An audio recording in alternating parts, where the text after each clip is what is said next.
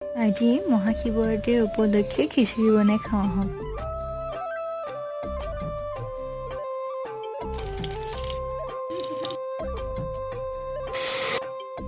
পৰাশৰ ৰং লগা নাই, সূৰুজৰ ৰং বনা নাই, পলাশৰ ৰং লগা নাই, সূৰুজৰ ৰং বনা নাই। যুগৰ কলংক হিয়াৰ বেদনা উটি ভাহি যায়, ভাহি যায়। পলাশৰ ৰং লগা নাই, সূৰুজৰ ৰং